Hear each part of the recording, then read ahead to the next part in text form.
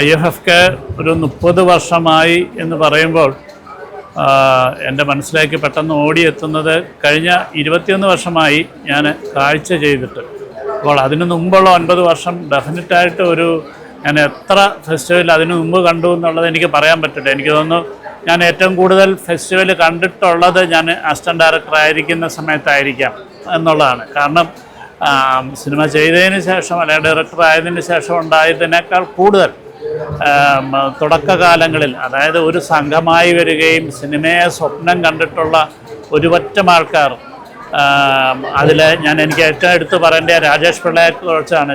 രാജേഷിൻ്റെ വീട്ടിലാണ് ഞങ്ങൾ കുറേയധികം ആൾക്കാർ താമസിക്കുകയും കനകക്കുന്ന് കൊട്ടാരത്തിൽ ഇവിടുന്ന് മാറിയിട്ട് ഇതിൻ്റെ ഒരു ഹാങ് ഓവറിൽ നമ്മൾ രാത്രി കാലങ്ങളിൽ ഇരുന്ന് സ്വന്തം സിനിമകളെക്കുറിച്ചൊക്കെ സംസാരിച്ച് പോയ വലിയൊരു വളർച്ചയുടെ ഒരു കാലഘട്ടമുണ്ട്.